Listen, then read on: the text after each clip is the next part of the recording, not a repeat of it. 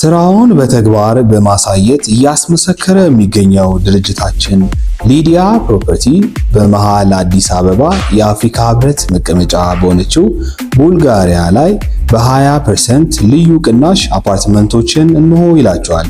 ከባለ 1 መኝታ እስከ ባለ 3 መኝታ በተለያዩ የካሬ አማራጭ ከ5 ሚሊዮን ብር ጠቅላላ ክፍያ ጀምሮ የቤት ባለቤት መሆን የሚችሉበትን እድል ይዞላችሁ መጥቷል። ጤና ይስጥልን አድማጮች፣ ይህ አዋዜ ልዩ ላልሰማችሁ ነው። ከመረጃዎቹ ጋር አብርሃም መኳንንት ነኝ። ፕሬዚዳንት ትራምፕ በኢራን ላይ ወታደራዊ እርምጃ ለመውሰድ አስቸኳይ ስብሰባ ጠሩም። ጥቃት የሚፈጸምባቸው ስፍራዎችም አንድ በአንድ ተለይተው ተይዘዋል ተብሏል። ሀገራት ከወዲሁ ሊወሰድ በሚችለው እርምጃ ምክንያት ያሸማጋይ ያለ ማለትም ጀምሯል። አሜሪካ የኢራናውያንን መብትና ጥቅም ከማክበር ውጪ ሌላ ምርጫ የላትም ስትል ኢራን ገለጸች። ኢራን ከተጠቃው የጦር መሳሪያ ለመገንባት የሚያስችል ዩራኒየም አበለጽጋለሁ ስትል አስጠንቅቃለች። የቱርክ የውጭ ጉዳይ ሚኒስትር የሆርሙዝ ሰርጥ እንደ መሳሪያ እንዳያገለግል አስጠንቅቋል። እነዚህና ሌሎች ጉዳዮችን በዝርዝር እናስደምጣቸዋለን። አብራችሁን ቆዩ።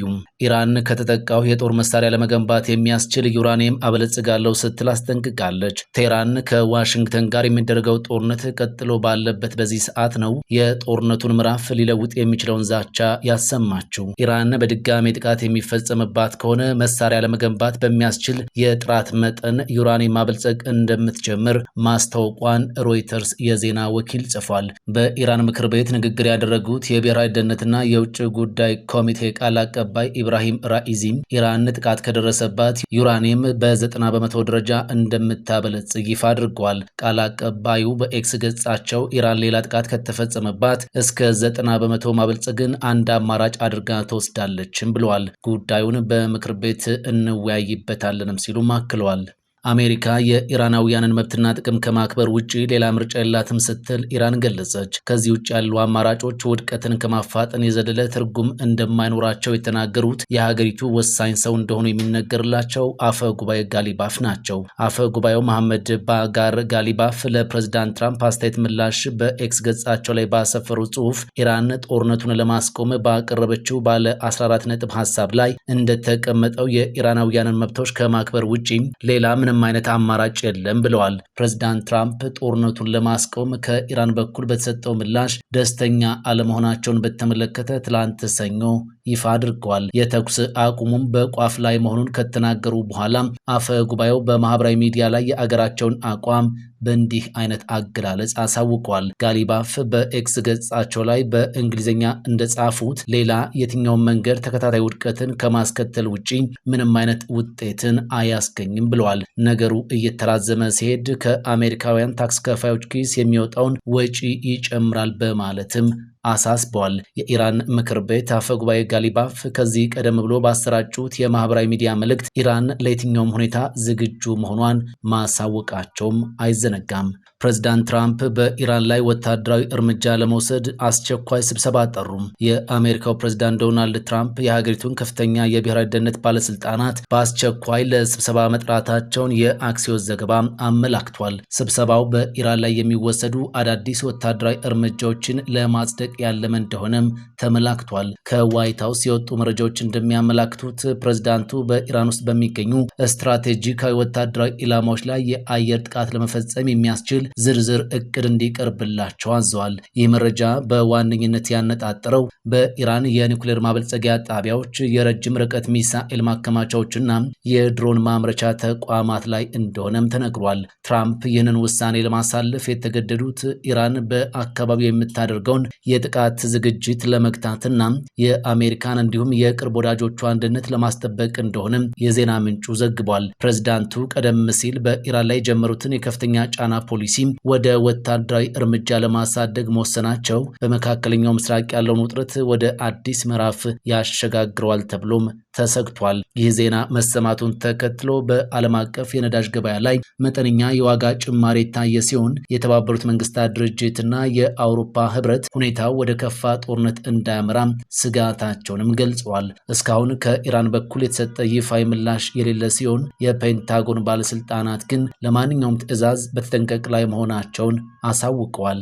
እስራኤል የአይረን ዶም የሚሳኤል መከላከያ ስርዓቷን በኤምሬትስ ማሰማራቷ ተሰማም። ሁለት ከፍተኛ የአሜሪካ ባለስልጣናት በአሜሪካ እስራኤልና በኢራን መካከል እየተደረገ ባለው ጦርነት እስራኤል የአይረን ዶም የሚሳኤል መከላከያ ባትሪዎችንና የሰው ኃይል ወደ የተባበሩት አረብ ኤምሬትስ መላኳን በይፋ አረጋግጧል።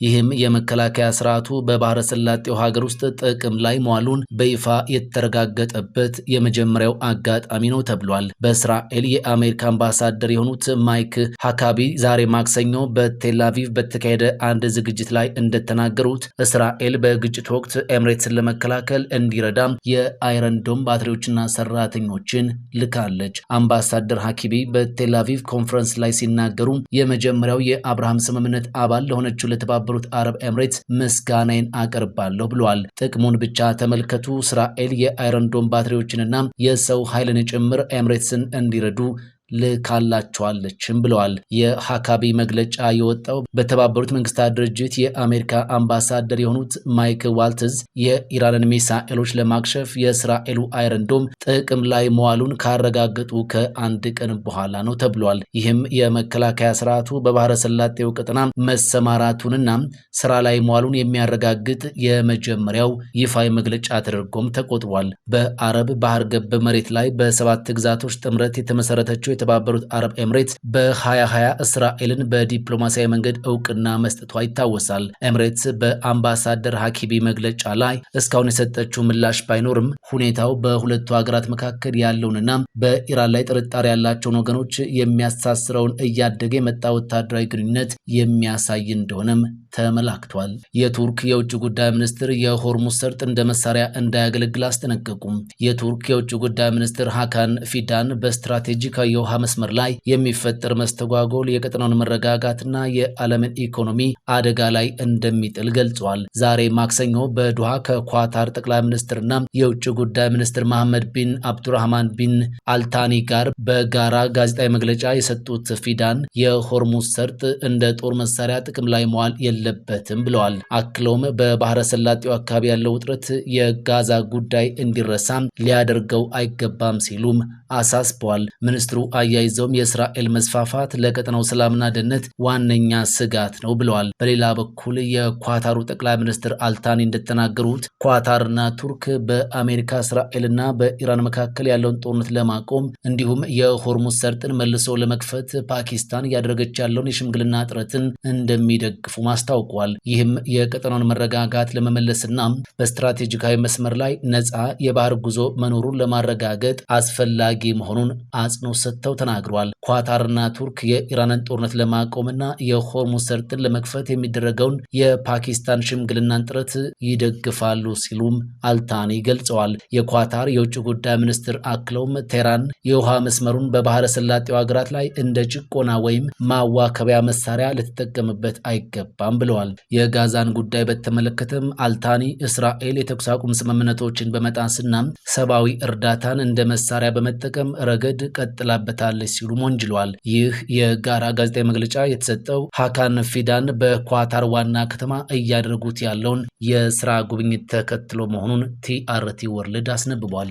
የአሜሪካ ግምጃ ቤት የኢራንን ነዳጅ ለቻይና ይሸጡ ወይም ያዘዋወሩ ናቸው ባላቸው 12 ግለሰቦችና ተቋማት ላይ ማዕቀብ ጥሏል። የኢራን አብዮታዊ ዘብ በፈጠራቸው ወረቀት ላይ ብቻ የሚገኙ ኩባንያዎች አማካኝነት በድብቅ የነዳጅ ሽያጭ እንደሚከናወን ተገልጿል። ብዙም ቁጥጥር በማይደረግባቸው ዘርፎች ውስጥ የሚፈጠሩት እነዚህ የስሙላ ኩባንያዎች ነዳጅ እየሸጡ ለኢራን መንግስት ገቢ እንደሚያስገኙ የአሜሪካ ግምጃ ቤት ማሳወቁን ቢቢሲ ጽፏል። ከነዳጅ ሽያጭ የሚገኘው ገቢ ለጦር መሳሪያ ምርትና ኢራንን በእጅ አዙር ለሚደግፉ የውጭ ሀገራት ቡድኖች እንደሚውልም ገልጿል። የአሜሪካ ግምጃ ቤት ጸሐፊ ስኮት ቤሴት የኢራን ወታደራዊ ኃይሎች አቅማቸውን ለመገንባት እየሞከሩ ነው ብሏል። እኛም የምጣኔ ሀብት ጫና ማሳደር እንቀጥላለን ሲሉ በኤክስ ገጻቸው ላይ አስፍረዋል። የኢራን መንግስት የፋይናንስ ምንጮችን እንዘጋለን፣ የሽብር ድርጊቶችን በመደገፍ ዓለም አቀፍ ምጣኔ ሀብትን የሚያገኙበትን ትስስርም እንበጥሳለን ሲሉም አክለዋል። ስራውን በተግባር በማሳየት እያስመሰከረ የሚገኘው ድርጅታችን ሊዲያ ፕሮፐርቲ በመሃል አዲስ አበባ የአፍሪካ ህብረት መቀመጫ በሆነችው ቡልጋሪያ ላይ በ20% ልዩ ቅናሽ አፓርትመንቶችን እንሆ ይላቸዋል። ከባለ 1 መኝታ እስከ ባለ 3 መኝታ በተለያዩ የካሬ አማራጭ ከ5 ሚሊዮን ብር ጠቅላላ ክፍያ ጀምሮ የቤት ባለቤት መሆን የሚችሉበትን እድል ይዞላችሁ መጥቷል።